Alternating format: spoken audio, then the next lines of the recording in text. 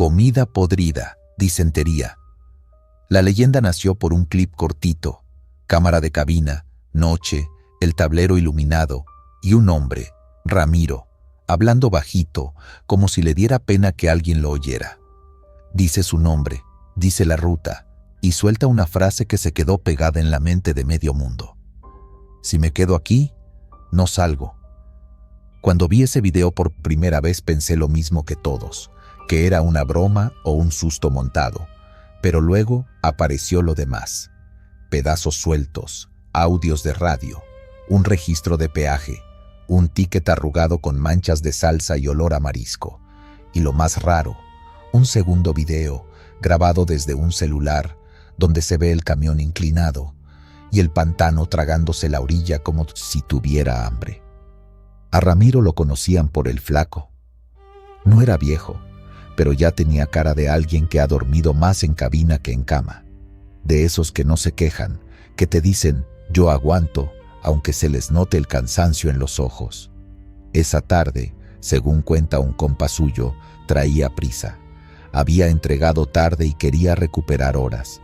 Cuando la gente tiene prisa, come lo que sea. En la grabación se oye el ruido del motor, constante. Afuera, oscuridad total. La carretera se ve por el reflejo en el parabrisas. Rayas blancas, una curva suave y nada más. A ratos pasan tráileres en sentido contrario y el flash de las luces lo encandila todo por un segundo. Ramiro habla como si estuviera platicando con alguien que no está ahí. Me paré hace rato en un puesto, de esos que están pegados a la carretera. No se miraba mal. Ya saben, lucecitas, hielera y una señora diciendo, fresquecitos, fresquecitos. Y uno con hambre cae. Se ríe una vez, pero se oye forzada. Esa risa de, me quiero convencer. Luego se queda callado. Y cuando vuelve a hablar, ya no suena igual. Me están dando unos retorcijones feos. No dice dolor abdominal incapacitante. Dice lo que diría cualquiera. Retorcijones tripas me está cayendo pesado. Y lo dice con esa voz que cambia cuando uno empieza a asustarse de verdad. No del susto de película, sino del algo anda mal conmigo. En el video, su mano entra al cuadro y baja el volumen de la música. La apaga, como si el ruido le molestara, o como si necesitara escuchar algo. Hace calor machín, y aún así traigo la piel helada. Ahí está la primera cosa que te incomoda, porque el cuerpo sabe, el cuerpo avisa, y en carretera, cuando vas solo, el cuerpo se vuelve tu enemigo si te falla. Ramiro intenta seguir manejando. Se ve que se acomoda en el asiento, que aprieta el volante. Sus nudillos se ponen blancos. Hay un momento donde la cámara tiembla un poquito. El camión pasa por un bache y él suelta un quejido que no es de bache, es de tripa. Me tengo que parar, aunque sea tantito, no más, tantito. Pero mira alrededor y no hay nada. No hay acotamiento decente, no hay baño, no hay Oxxo, no hay esas luces de gasolinera que te salvan el alma, solo monte oscuro y ese zumbido del camino. La mayoría de gente cree que lo peor de enfermarte en carretera es el dolor. No, lo peor es la sensación de que te estás quedando sin control, que tú, que dominas 40 toneladas de fierro, no puedes dominar tu propio cuerpo. El video sigue. Los minutos pasan raros, como estirados. Ramiro toma agua de una botella, pero se le nota que traga con dificultad. Se limpia la boca con la manga. Se queda viendo un punto fijo y dice, casi como regaño, ¿por qué hice eso? ¿Por qué comí ahí? Se oye un pitido de mensaje en el radio, uno de esos canales donde los traileros se avisan cosas. Kilómetro tal, hay retén. Más adelante está pesado. Cuidado con los montachoques. Ramiro no contesta. Solo escucha y de repente se le sale. Compas, si alguno anda por aquí cerca. Se queda en silencio, como si le diera vergüenza pedir ayuda. El orgullo también mata, ¿sabes? El orgullo hace que uno diga, yo puedo, cuando debería decir, ven por mí. La cámara capta algo más. Su respiración se acelera, luego se corta, como si se le fuera el aire. Y ahí empieza lo feo. Me mareé duro. Se frota la frente. Se ve el brillo del sudor, pero no es el sudor de calor, es el sudor de miedo. El sudor que te sale cuando tu cuerpo entra en modo emergencia. En una parte, Ramiro prende la luz interior y se mira en el espejo. La cara se le ve pálida, los ojos como hundidos y los labios resecos. Dice, traigo la boca seca, como si me hubiera comido una bolsa de arena. Y vuelve a apagar la luz, rápido, como si no quisiera verse. Hay un corte, como si el archivo se hubiera corrompido. Cuando regresa, ya va más despacio. El camión se siente pesado, lento. Ramiro habla entre dientes. Estoy viendo como luces, como que se me nublan los bordes. Aquí fue donde muchos dijeron, ah, ya, efectos. Pero luego escuchas el sonido de una botella cayéndose y rodando por el piso, y el golpecito de su cabeza contra el respaldo. No fuerte, solo el golpe de alguien que se quedó sin fuerza por un segundo. Me voy a orillar, sea como sea. Y lo intenta. Pero la carretera ahí es de esas traicioneras. Un carril estrecho, monte pegado, y el acotamiento que parece acotamiento, pero es puro lodo con hierba. Al lado, oscuridad que no te deja medir. ¿Es cuneta? ¿Es barranco? ¿Es agua? El camión empieza a acercarse a la orilla despacito. Ramiro no está maniobrando fino, está sobreviviendo. Respira raro. Se oye que traga saliva, como si le doliera, y dice algo que me puso la piel chinita la primera vez. Si me duermo, me voy. Porque eso es real. Con fiebre, deshidratado, sin sales, el cuerpo te apaga, y en una cabina a 100 por hora no hay 5 minutitos. El segundo clip, el del celular, lo grabó un guardia de un rancho, dicen.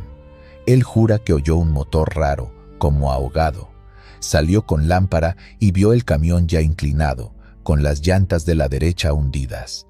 La lámpara alumbra y el agua negra del pantano brilla, quieta, demasiado quieta.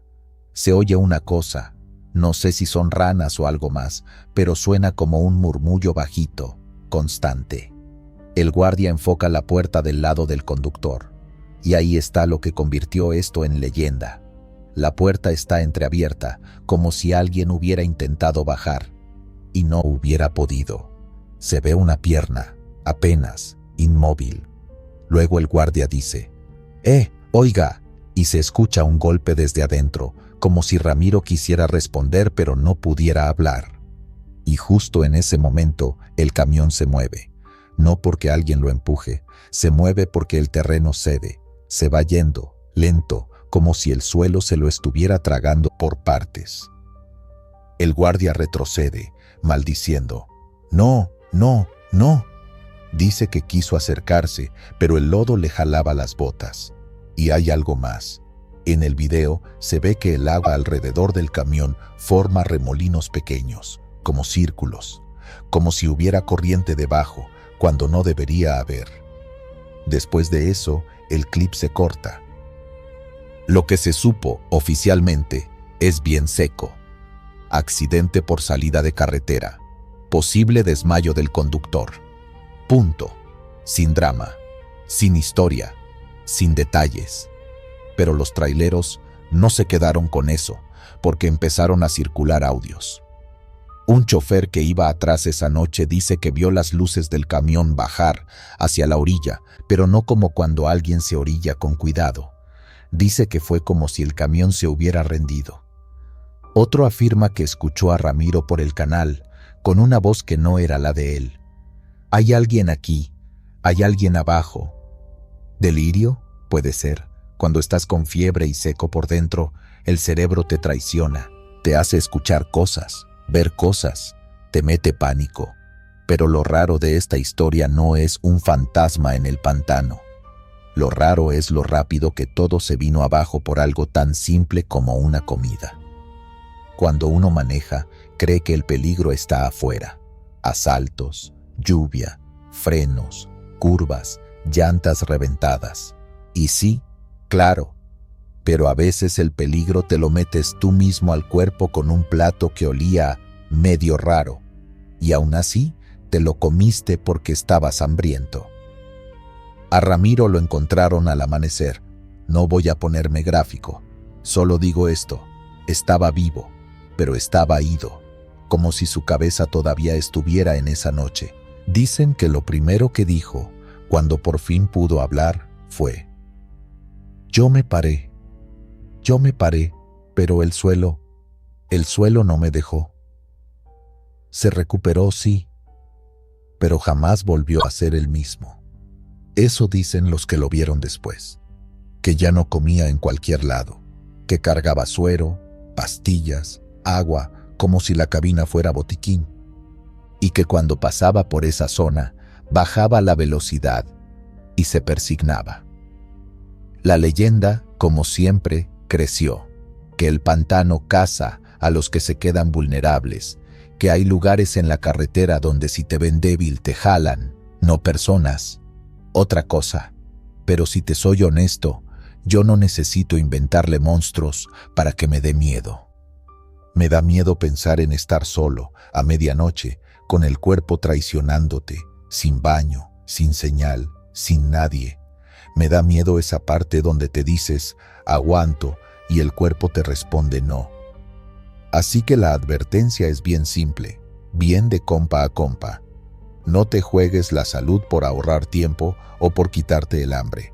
Si algo huele raro, si el puesto se ve dudoso, si el marisco está ahí, al aire, en plena noche caliente, mejor sigue de largo.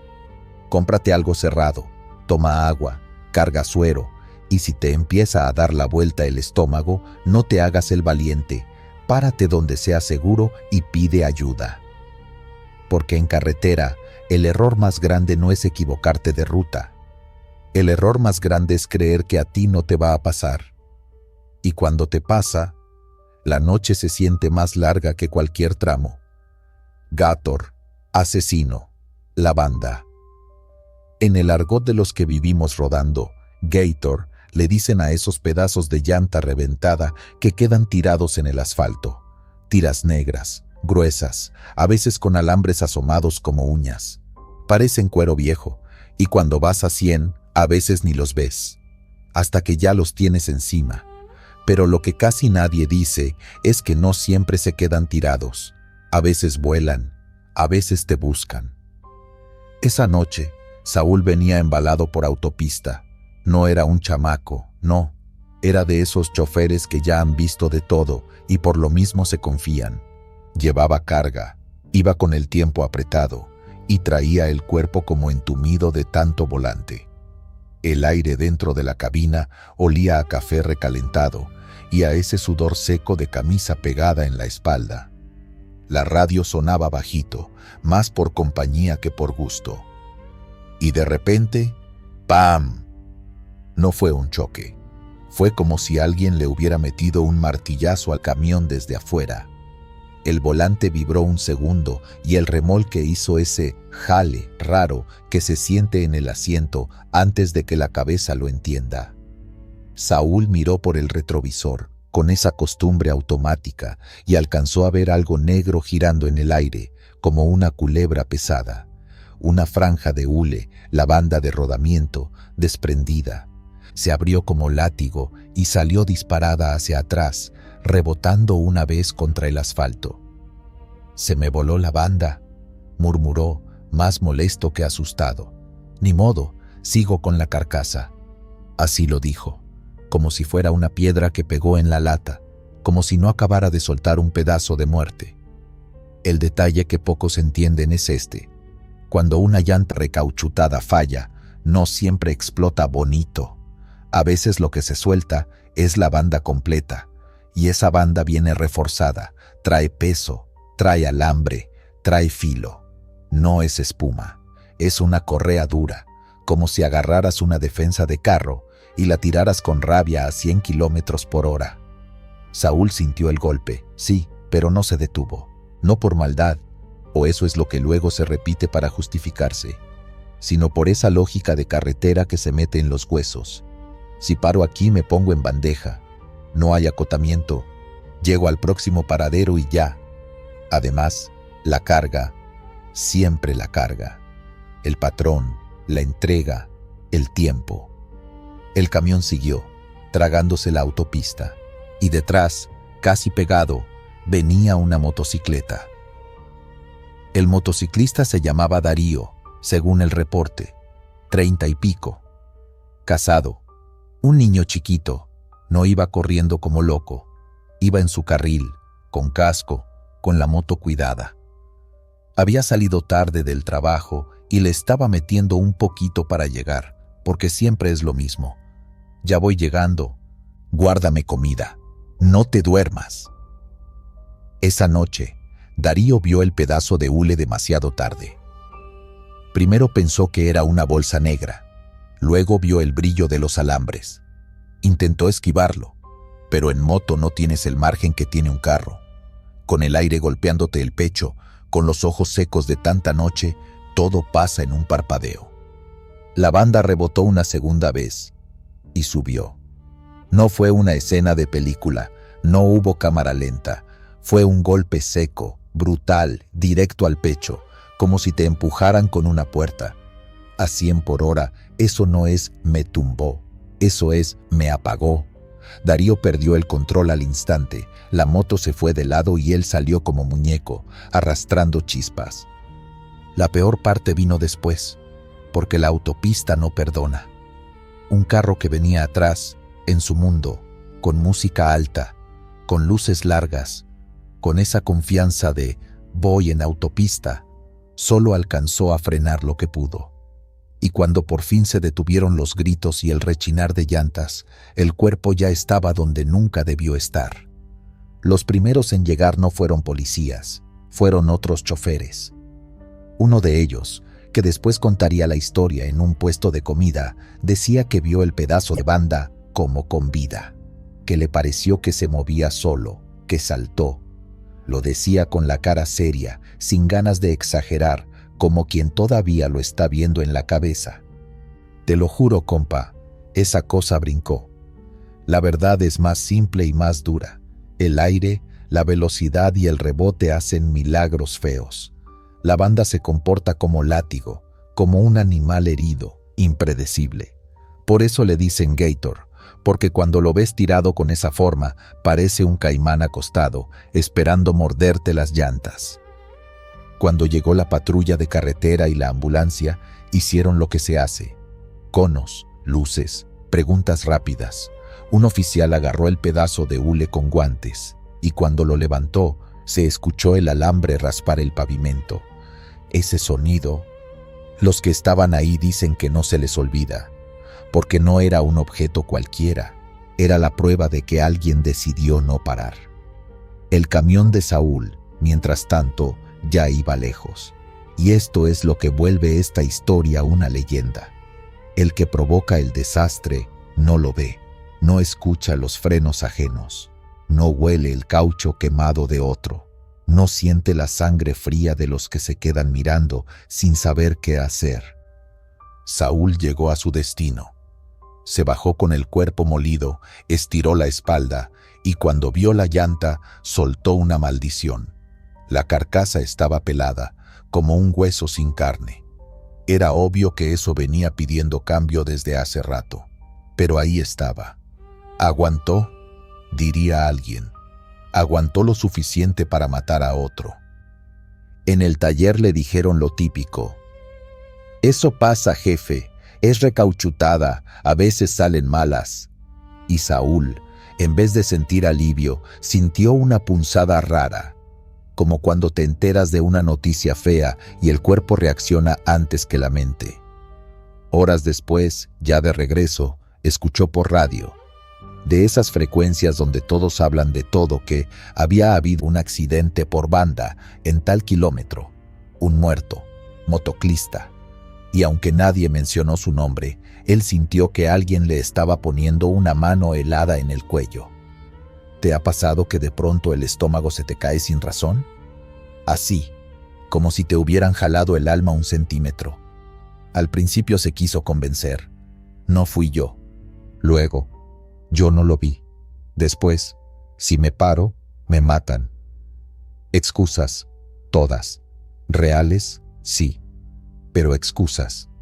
Esa misma semana empezó el rumor, que había un Gator asesino, que no era cualquier banda, que era una banda maldita, porque el hombre que murió dejó un reclamo, que su esposa fue al kilómetro y gritó el nombre del que lo mató, aunque no sabía cuál era, que alguien encontró el pedazo de hule otra vez en la carretera, días después, como si regresara solo, que cada vez que alguien lo esquivaba, aparecía más adelante.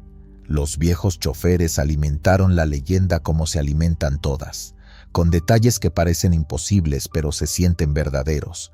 Uno juró que una noche lo vio cruzar de carril sin viento. Otro dijo que le pegó al tráiler y le dejó la marca exacta, como una mordida. Un tercero contó que, desde aquel accidente, sueña con un casco rodando por el asfalto y una risa bajita en la oscuridad. Saúl no contaba nada. Se tragó el miedo como se traga uno el cansancio, apretando la mandíbula, pero empezó a manejar distinto. Bajó la velocidad sin darse cuenta, miraba más los retrovisores, y cada vez que veía una tira negra en la autopista, se le cerraba la garganta.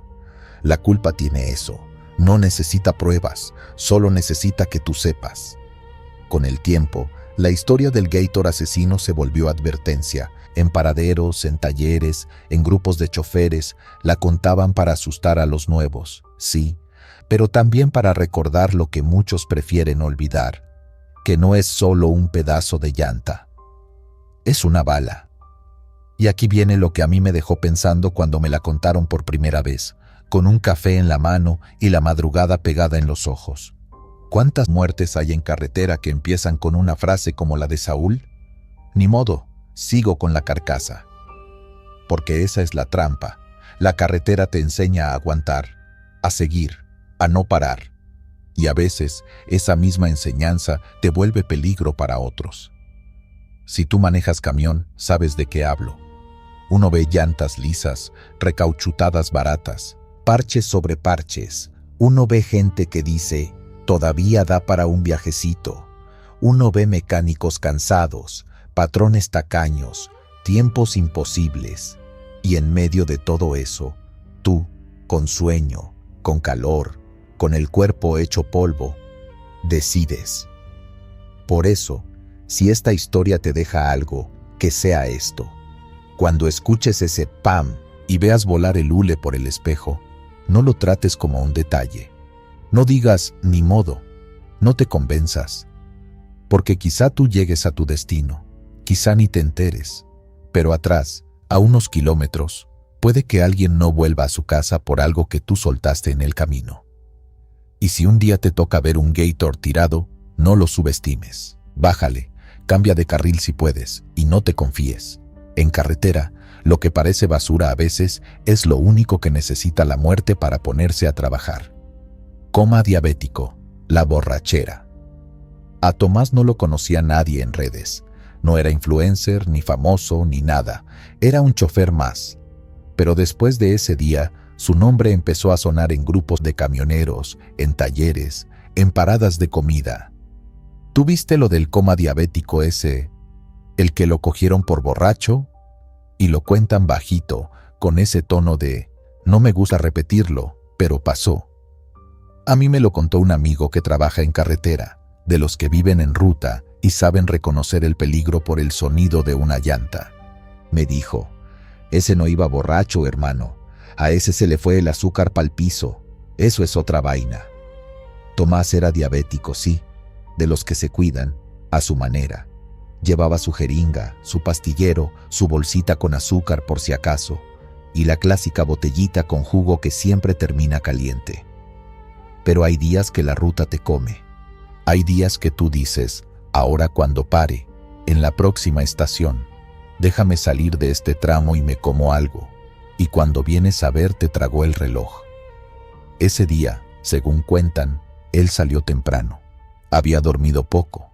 Cargó, firmó, revisó papeles, peleó con un supervisor, se bebió un café malo y siguió. ¿Comiste?, le preguntó alguien por teléfono.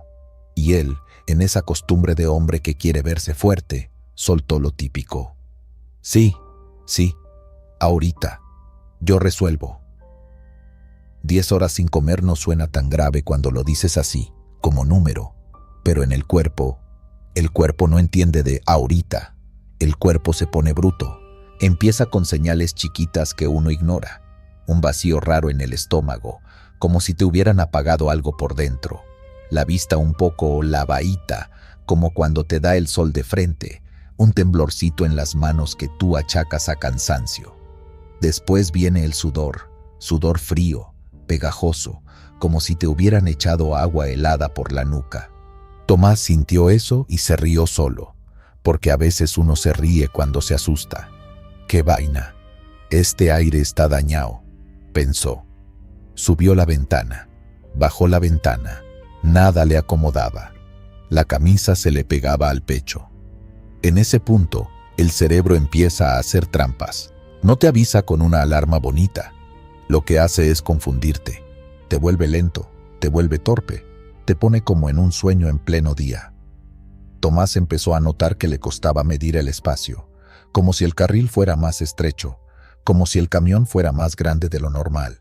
Giraba un chin de más y corregía tarde. Por eso el camión se veía borracho. Lo peor es que él mismo se dio cuenta y le entró una vergüenza rara, como si alguien lo estuviera viendo por dentro. «Concéntrate, Tomás, concéntrate», se dijo. Se agarró el volante duro, tan duro que le dolieron los dedos. Miró el retrovisor, miró adelante, le sonó el corazón en las orejas. Y ahí llegó esa sensación fea, como que te estás quedando solo aunque haya gente alrededor, como si el mundo estuviera pasando detrás de un vidrio. En el video, justo cuando el camión vuelve a pisar la línea, se escucha una sirena. No muy cerca, pero viene. El que graba dice, «Ahí vienen los guardias, gracias a Dios». Y en el mismo cuadro aparece una patrulla atrás con luces prendidas. Lo que nadie oye en el video, porque el audio no da, es lo que después contaron otros choferes que iban cerca, que por la bocina le gritaban que se detuviera, que orillara, que estaba manejando como un conductor tomado. Y eso, para cualquiera, es un insulto. Tomás intentó responder, pero ya no estaba bien. Dicen que levantó la mano como pidiendo un chance, como diciendo, «Espérate», y a la vez buscó dónde orillarse. Y eso en carretera no siempre es fácil. Hay tramos con cero espacio, puro borde y monte. Pero él, con lo poquito que le quedaba de lucidez, encontró un pedacito y tiró el camión hacia la derecha. Logró parar. Eso es lo más triste. Logró parar. Cuando abrió la puerta, el aire caliente le dio como un golpe. Se bajó como pudo, lento, como una persona mayor, y ahí la película se puso oscura. Los agentes vieron a un hombre sudado, con la mirada perdida, moviéndose raro, sin coordinar.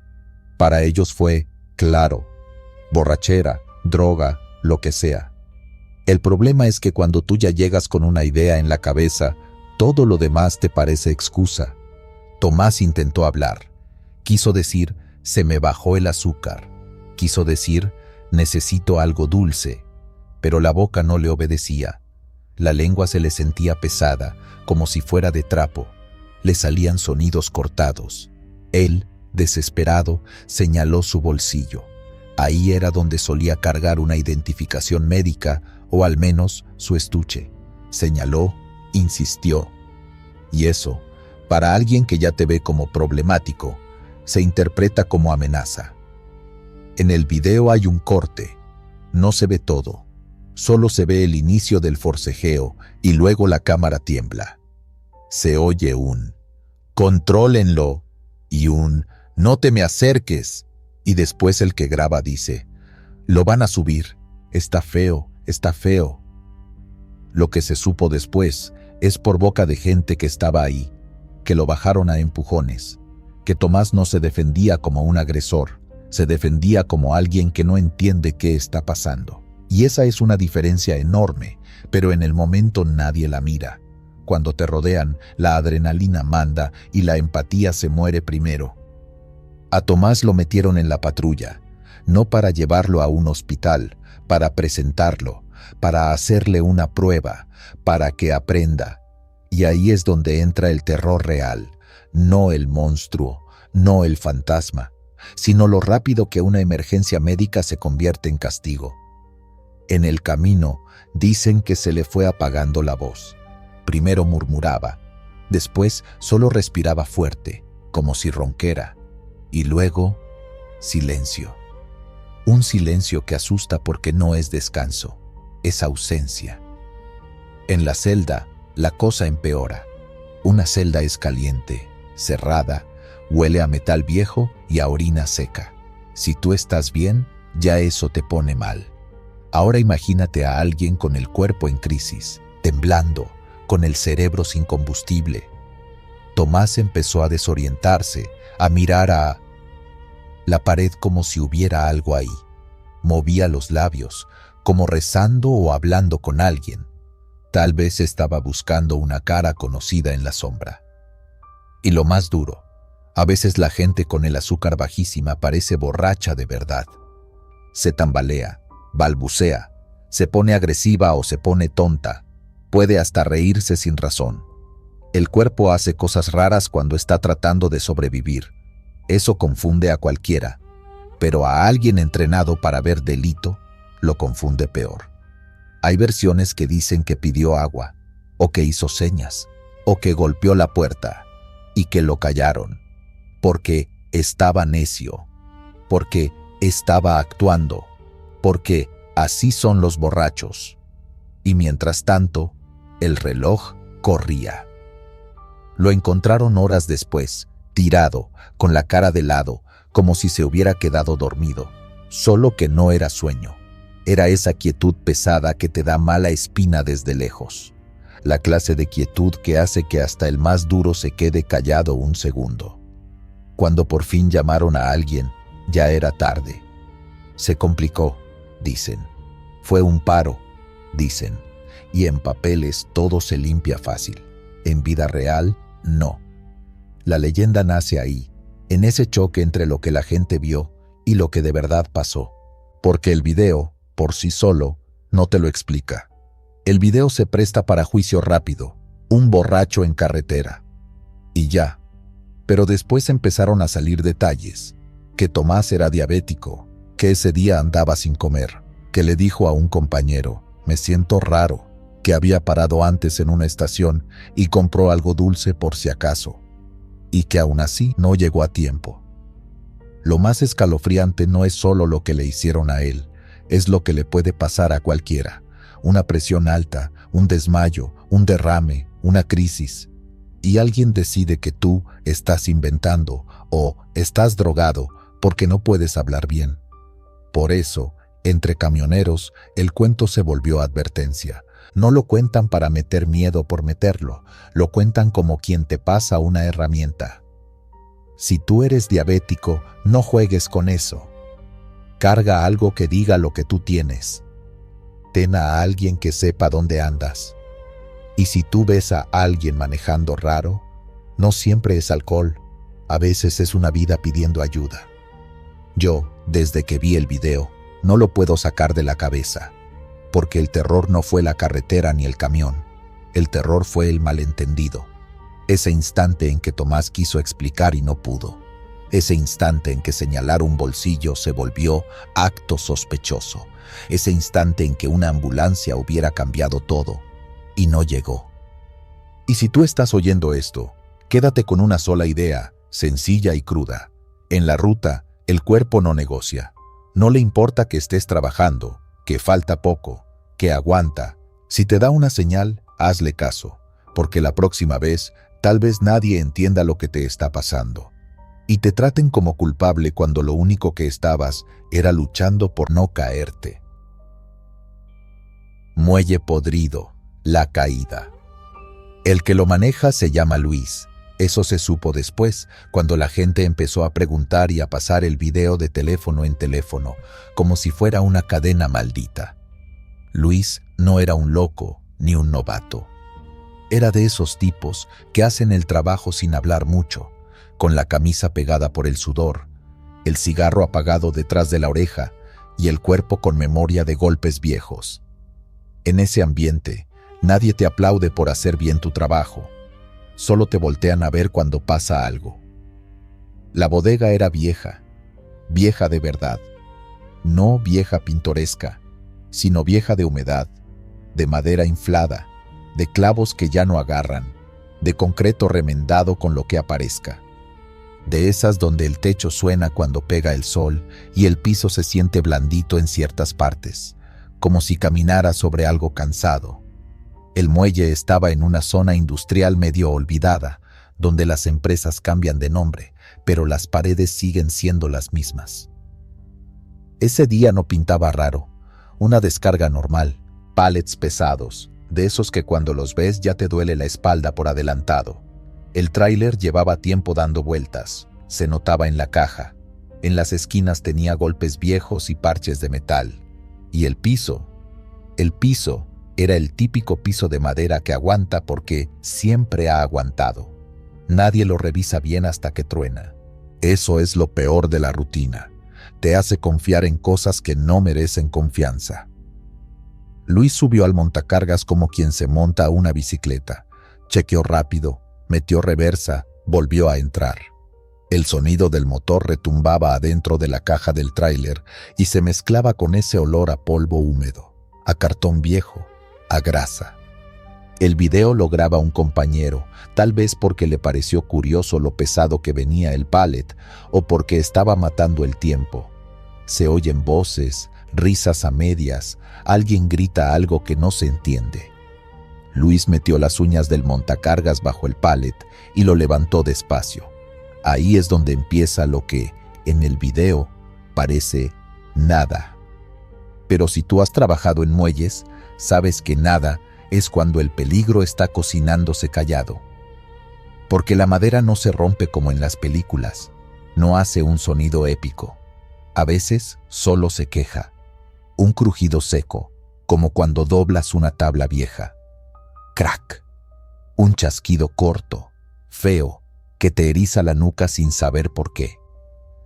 En el clip se escucha clarito. Alguien dice, ¿oíste?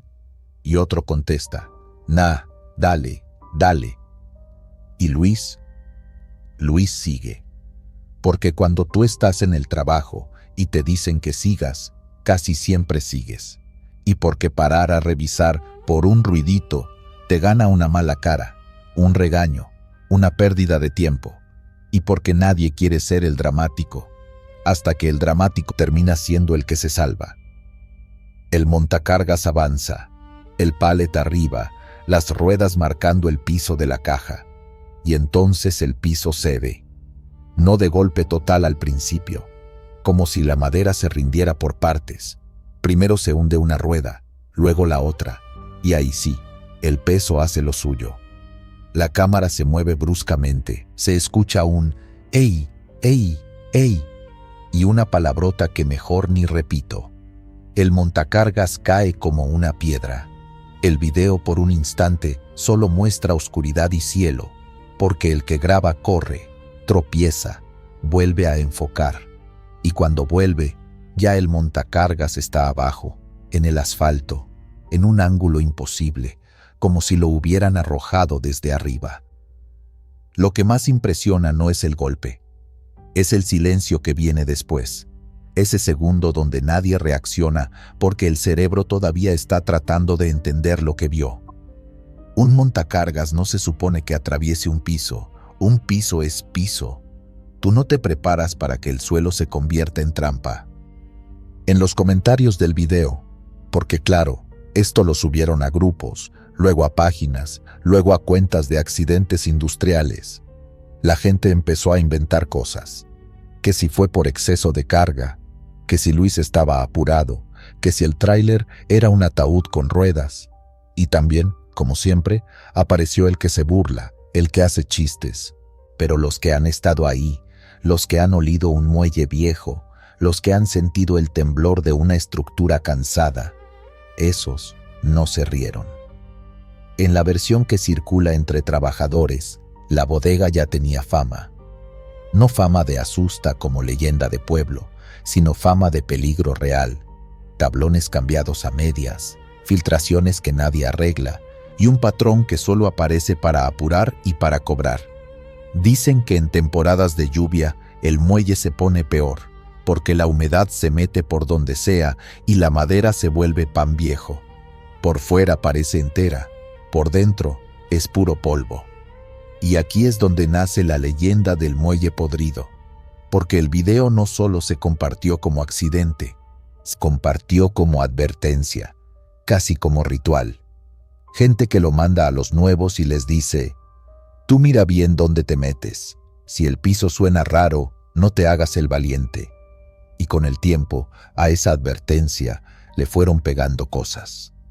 Que si ese muelle ya se había tragado a otros montacargas antes, pero lo tapaban. Que si el piso estaba maldito. Que si el tráiler que se rompió había estado en un incendio y por eso la madera estaba hueca.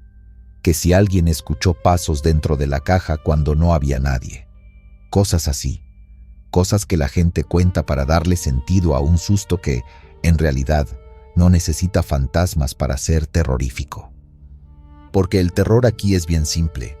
Tú confías en la estructura que te sostiene, y te falla sin avisarte con tiempo. Hay un detalle del video que a mí me pone la piel rara cada vez que lo recuerdo. No es el momento de la caída, es justo antes. Un segundo antes, cuando Luis se inclina un poquito, como acomodándose, como si hubiera sentido algo raro bajo las ruedas. Ese microgesto humano, chiquito, casi invisible. Eso es lo que te parte. Saber que tal vez alcanzó a sentir el peligro, pero no tuvo el espacio para reaccionar. Luego, cuando el clip se corta, lo que queda es puro rumor. Algunos dicen que lo sacaron rápido. Otros dicen que tardaron porque el montacargas quedó atravesado y no había cómo levantarlo sin otra máquina. La versión más repetida, la que la gente dice con voz baja, es que Luis no volvió a ser el mismo, si es que volvió. Y aquí es donde conviene hablar con cuidado. El video no muestra de más, gracias a Dios. No es un espectáculo, es un recordatorio feo, un esto pasa. Después salió otro video, más largo, grabado desde lejos, donde se ve a varios parados alrededor mirando, sin saber qué hacer, con esa desesperación torpe que le sale a cualquiera cuando el accidente supera lo que imaginas. Se oyen gritos de llamen y no lo muevas, y el típico apaga eso, porque siempre hay alguien que entiende que la cámara no debería estar ahí. La empresa, dicen, quiso manejarlo como incidente, así le llaman. Incidente, como si fuera un raspón. Cerraron el muelle un par de días, cambiaron unas tablas, pintaron una línea amarilla en el borde, pusieron un letrero de uso de EPP obligatorio, como si el casco y el chaleco evitaran que el piso se abra. Y ya, a seguir trabajando. Pero los trabajadores no se quedaron con esa versión, porque ellos saben lo que vieron. Y porque cuando tú ves el suelo colapsar, la confianza se te rompe algo por dentro. Empiezas a mirar distinto, el piso, las rampas, las vigas, el sonido de la madera. Te vuelves desconfiado, y con razón. Desde entonces, en algunos muelles, cuando llega un tráiler viejo con piso sospechoso, alguien suelta la frase como broma. Pero no es broma. Ojo, que ese es del muelle podrido. Y ahí todo el mundo baja el ritmo, aunque sea un poquito. Se miran, se entienden. Yo no sé si hay maldición en ese lugar, no sé si el muelle guarda algo más que humedad y descuido. Pero te digo una cosa, el terror más común no viene con sombras ni con susurros. Viene con un siempre se ha hecho así y con un dale, no pasa nada. Si tú trabajas en esto, en muelles, en bodegas, Encarga, quédate con lo único que importa de verdad. Si el piso suena raro, si se siente blandito, si ves manchas negras de humedad, si la madera se ve inflada, si huele a podrido, no te hagas el fuerte, no te dé pena preguntar, no te dé pena parar, porque la vergüenza dura un minuto, pero una caída así, esa se te queda para siempre. Y si algún día ves ese video otra vez, no lo veas como contenido. Míralo como lo que es, una advertencia grabada a la mala. Una que nadie pidió aprender, pero que muchos necesitaban escuchar. Mula ciega, drogas en cabina. Dicen que todo empezó con Esteban, un tipo normal. De esos que saludan a todo el mundo, que te prestan la llave para apretar una tuerca y no te miran feo. El tipo llevaba años rodando rutas largas y tenía esa costumbre peligrosa de ser buena gente en el momento equivocado, porque en la carretera, a veces, la bondad te la cobran con intereses. Esa noche iba bajando con la cabina caliente, música bajita para no dormirse y el cansancio pegado en la nuca. Había pasado por un tramo donde casi no hay luces, puro monte y anuncios viejos medio caídos. De esos lugares donde tú mismo te escuchas respirar. Y de pronto la vio. Una señora parada en la orilla, como si la hubieran dejado ahí y el mundo se hubiera olvidado. No era una escena dramática, nada de gritos, nada de «ayúdeme por favor». No. Era peor por lo simple. Una mujer mayor, ropa común, un bolso grande bien agarrado contra el cuerpo y una mirada de esas que no sabes si es pena o cansancio. Esteban bajó la velocidad, pensó lo típico. ¿Y si es mi mamá? ¿Y si fuera alguien mío? Y ya, con eso basta para cometer un error. ¿Pa dónde va, doña?, le preguntó, asomándose un poco, con la puerta entreabierta. La señora habló suave, le dijo el nombre de un pueblo a unos kilómetros. Esteban dudó un segundo, porque uno no es tonto, pero el cansancio ablanda el juicio. Y la soledad también. Además, él iba con la idea de solo un tramo. La subió. Y ahí es donde empieza lo raro, porque Esteban después juraba que ella olía a jabón de lavandería, como a ropa limpia guardada. No a calle, no a sudor, a limpio. Y eso, en plena madrugada, se le quedó pegado en la memoria como una espina. La señora casi no hablaba, solo miraba al frente, callada, con el bolso apretado como si cargara algo frágil o algo que no quería soltar. Esteban, para romper el silencio, soltó lo típico. «Está fuerte la noche, ¿eh? Uno se duerme de un pestañazo». Ella respondió con un «sí, mijo», y se acabó. Ni una pregunta. Ni un «¿usted de dónde viene?». Nada.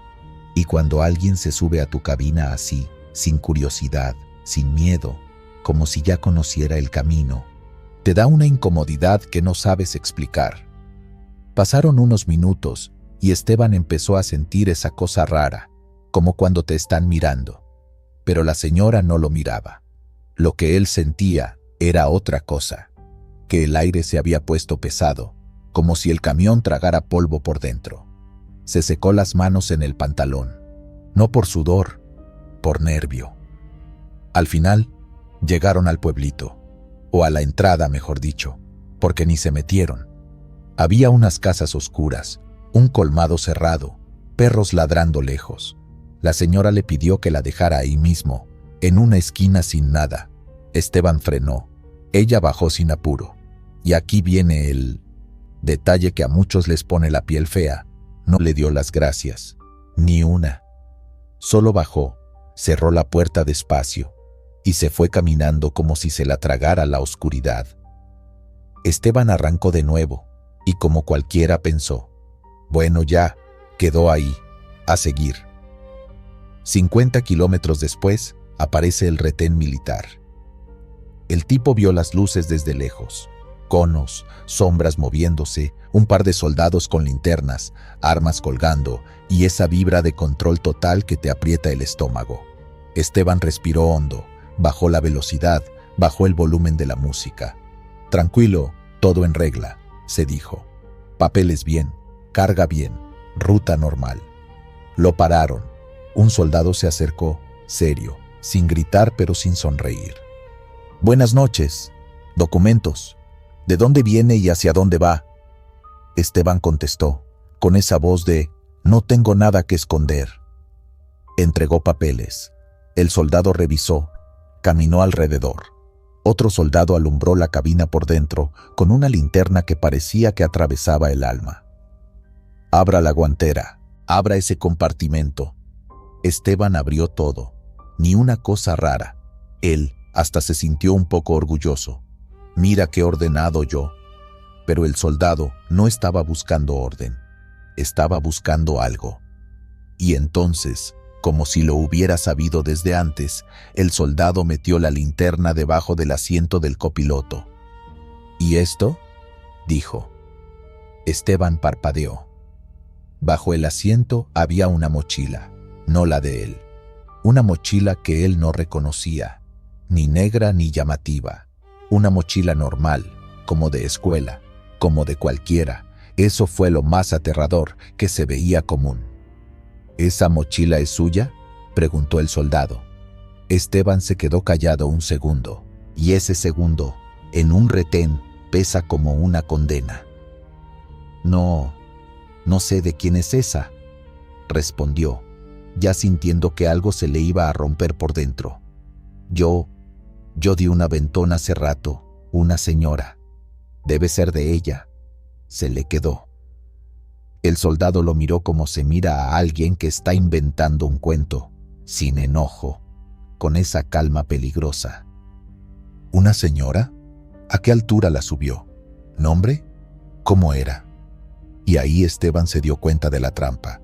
¿Quién carajo le pide el nombre a alguien que sube 5 minutos? ¿Quién piensa, déjame memorizar su cara por si me la preguntan? El soldado abrió la mochila.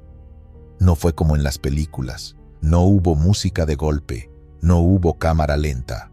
Hubo algo más frío, paquetes envueltos, bien apretados, con cinta, muchos.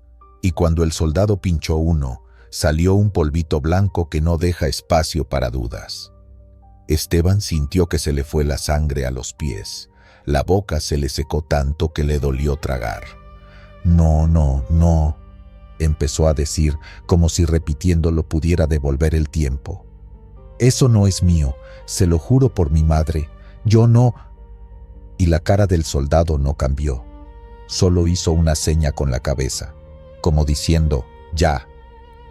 En segundos, Esteban estaba fuera del camión, manos atrás, el metal de unas esposas apretándole la muñeca. Le revisaron bolsillos, lo pusieron bajo una luz blanca que lo hacía ver peor de lo que estaba. Y él no dejaba de hablar, porque cuando te estás cayendo al vacío, tu instinto es gritar, aunque nadie te escuche. Esa señora se bajó en un pueblo antes de aquí. Pregunten, miren las cámaras, yo no sé nada de eso. Y ahí es donde la historia se vuelve leyenda, porque no había cámaras, o no servían, o no se ve bien, o esa parte no graba. Siempre hay una excusa perfecta cuando lo que necesitas es una prueba. Le preguntaron por la señora. Esteban describió lo que pudo. Mayor, ropa sencilla, bolso grande. Y mientras él hablaba, él mismo se iba dando cuenta de lo flojo que sonaba. Una señora, es lo que dice todo el mundo cuando se está inventando una coartada. Y él no se la estaba inventando, pero se oía igual. Lo subieron a una patrulla. En el camino, Esteban miraba las luces pasar y pensaba cosas absurdas, como si el cerebro buscara cualquier salida. Tal vez fue un sueño, tal vez la mochila estaba ahí desde antes, tal vez... Y luego le caía la realidad como un ladrillo. La mochila existía, los paquetes existían, y su vida estaba a punto de dejar de ser suya. Dicen que en la comandancia le repitieron lo mismo varias veces. ¿Para quién trabajas? ¿Dónde te entregaban? ¿Cuánto cobraste? Esteban lloró de rabia, de miedo, de impotencia, todo mezclado. Y no es llorar bonito, es llorar con vergüenza, con el pecho apretado, con un dolor que no se te quita ni respirando hondo. Pidió que llamaran a alguien, llamó a su esposa, y esa parte, según cuentan, fue lo que más lo quebró. Escuchar la voz de ella al teléfono, tranquila al principio, y luego el silencio largo cuando él le dijo: «Me encontraron droga». Porque ahí no hay explicación que alcance. Tú puedes jurar 1000 veces, pero la frase se queda flotando como veneno. Droga en cabina. En los días siguientes, Esteban se obsesionó con un solo recuerdo: la señora bajándose sin dar gracias. Ese detalle mínimo se le hizo un monstruo. También recordaba el olor a ropa limpia y el bolso grande, y empezó a pensar lo que muchos choferes terminan pensando cuando les pasa algo así: que no fue casualidad, que la señora no era una señora perdida, era una llave. Porque la mula ciega no es el que transporta por voluntad, es el que transporta sin saber, el que cae porque le tocaron la fibra de ser humano justo donde más duele. Y si tú crees que eso no pasa, pregunta en carretera, pregunta en los patios. Siempre hay uno que dice: a un primo le pasó, o al compadre de un amigo. Y aunque no tengas nombres, la sensación es la misma. Cualquiera puede ser el próximo. Algunos cuentan que Esteban, con los meses, empezó a dudar incluso de su memoria. ¿Y si no era señora? ¿Y si eran dos? ¿Y si? Porque el miedo hace eso, te desarma la cabeza. Pero lo único firme era el resultado: él pagando una culpa que no era suya. Y eso es lo que vuelve esta historia un terror diferente. No te persigue un demonio, te persigue un expediente. Y aquí es donde entra lo que la hizo leyenda. En ciertos tramos, choferes aseguran que han visto a la misma señora, siempre igual, siempre con un bolso grande, siempre pidiendo un aventón corto y siempre bajándose antes de un retén, como si fuera un anzuelo andando, como si la carretera la escupiera para escoger al siguiente. ¿Es real? ¿Es un mito para asustar a los nuevos? No lo sé, pero te voy a decir algo. En la vida real, no necesitas un fantasma para perderlo todo. Solo necesitas una mochila que no es tuya y un minuto de confianza con la persona equivocada. Así que si estás viendo este video y andas en ruta, quédate con esto, sin drama y sin cuento. No subas desconocidos, por más pena que te dé. Y si por cualquier razón alguien se sube, antes de arrancar, revisa tu cabina como si fuera tu vida, porque lo es. Mira debajo de los asientos, mira detrás de la litera, mira tus compartimentos. Hazlo aunque te sientas mala gente, porque en la carretera, a veces, el infierno no se aparece con cuernos, se aparece con una sonrisa amable y una mochila olvidada. Bajón, en la sierra, Los Troncos. Ahí viene Tomás. En el video nunca se ve su cara, pero los que lo conocían decían que era de los que manejan callado, sin hacer show, de los que te dicen «ya llegué» hasta que de verdad ya llegaron. Iba con troncos gigantes, de esos que parecen columnas arrancadas del cerro. Van amarrados con cadenas gruesas, tensadas a lo bruto, como suele hacerse cuando tienes prisa y la báscula está lejos y el patrón te anda marcando. Y sí, cuando uno va así, con carga viva, cualquier error se paga caro, pero nadie se imagina cuánto. La bajada empieza suave, engañosa. La sierra te hace ese truco, te regala un tramo tranquilo para que bajes la guardia. Tomás va metiendo freno de motor, pero el camión se siente pesado, como si el remolque empujara con ganas. A ratos el volante vibra, se escucha el traqueteo de la madera, ese tonk, tonk, que te recuerda que atrás llevas algo que no perdona. Y mientras vas viendo el video, te das cuenta de un detalle que casi nadie menciona. No hay una mampara de verdad. Hay una protección, sí, pero se ve bajita, como improvisada o de un modelo que no era para esos troncos. En la vida real, eso es como ponerse una chamarra delgadita para aguantar un machetazo. Te puede dar confianza, pero no te salva. Tomás va concentrado, se nota por cómo corrige chiquito, nada exagerado. Y de repente, Como si la sierra misma lo hubiera planeado, algo cruza el camino. No se ve claro qué es. Algunos dicen que fue un venado, otros que una vaca flaca, otros que un perro grande. En el video, solo se alcanza a mirar una sombra que se atraviesa y se pierde hacia el monte. Pero lo que sí se escucha es la reacción. El aire se corta, el motor baja de golpe y el freno entra duro, de esos frenazos que te pegan el pecho contra el cinturón, aunque jures que ibas despacio. Ahí es donde pasa todo. Primero es un sonido seco. No es explosión, no es choque contra otro carro. Es como cuando se revienta una cuerda que estaba aguantando demasiado. Un crack que te pone los pelos de punta porque suena a metal partiéndose. Luego viene lo peor, el golpe sordo de la carga moviéndose.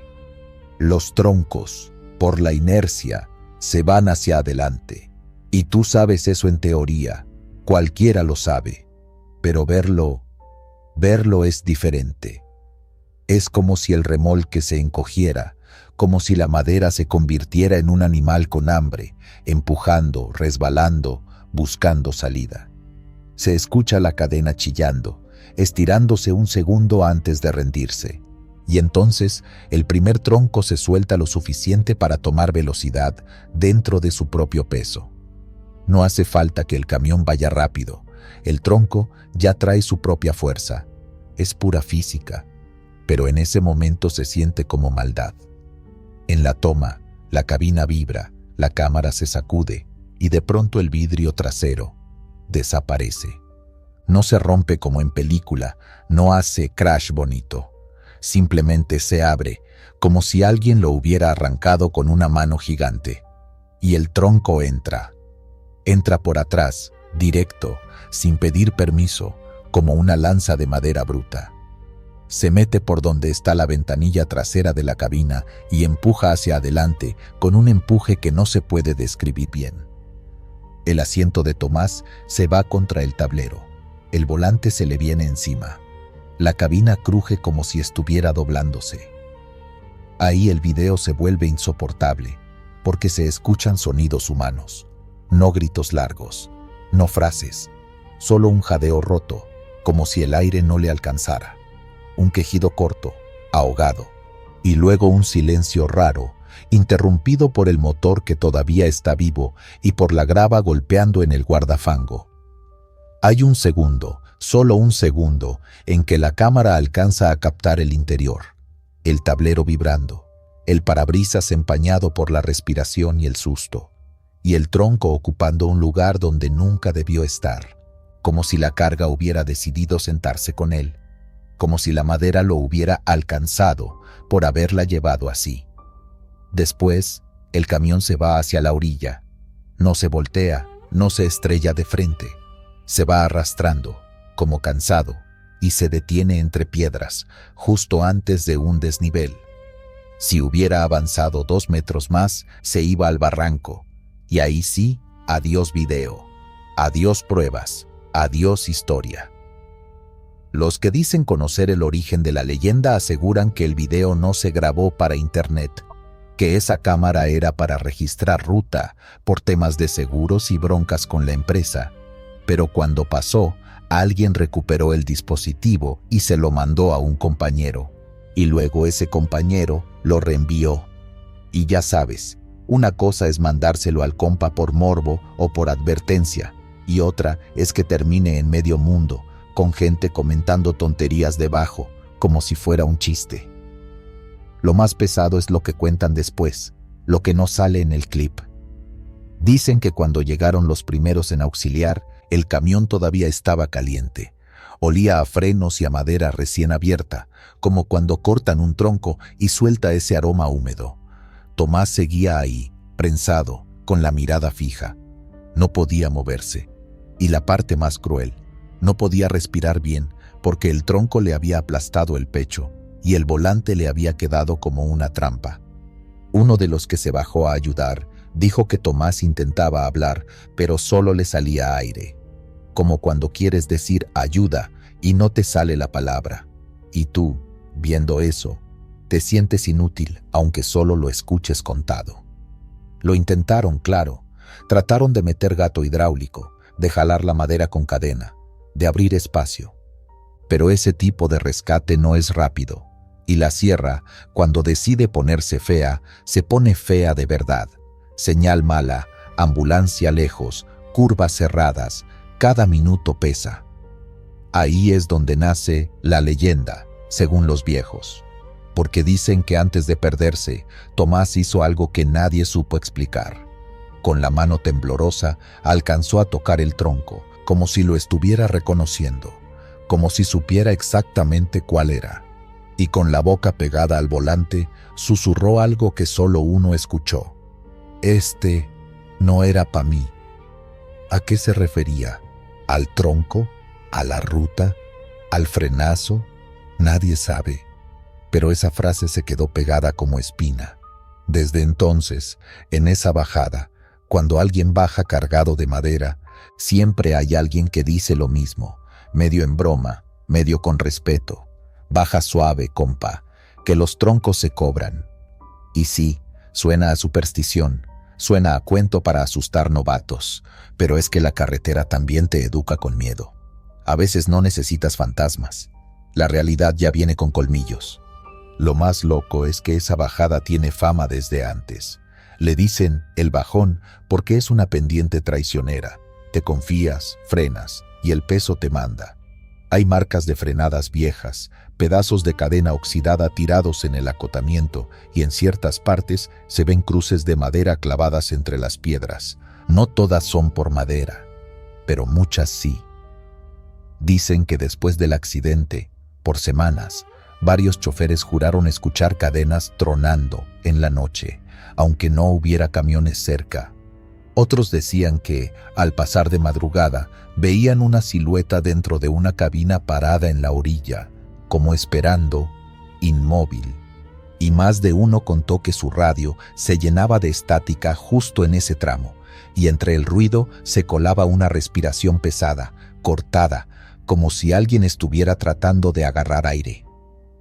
Yo no te voy a decir que eso sea real. Cada quien cree lo que cree. Lo que sí te digo es que cuando vuelves a ver el video, ya no lo ves igual. Porque te acuerdas de algo simple. La carga no es tu amiga. La carga no te acompaña. La carga, si se suelta, te mata sin odio y sin prisa. Por eso este relato no es para hacerte miedo barato. Es una advertencia, de esas que se aprenden tarde si te haces el valiente. Si llevas troncos, acero, tubos, lo que sea, amarra como si tu vida fuera la cadena. Revisa la tensión. No te vayas así nomás porque ya es tarde o porque el patrón apura. Si no tienes mampara buena, no le juegues. Y en bajada, acuérdate, frenar de golpe con carga mal estibada no es mala suerte, es sentencia. Porque al final, la sierra no necesita inventar monstruos. Le basta con esperarte en una curva, con un animal cruzando, con una cadena cansada y con ese segundo de pánico donde decides frenar duro. Y si un día te toca pasar por el bajón y sientes que el aire se pone raro, que el camión se te hace más pesado de lo normal o que las cadenas cantan aunque vayas bien, no lo ignores. Baja más lento, oríllate si puedes, respira y piensa en Tomás. No por morbo, por respeto. Porque a veces la carretera no te avisa dos veces y los troncos no perdonan.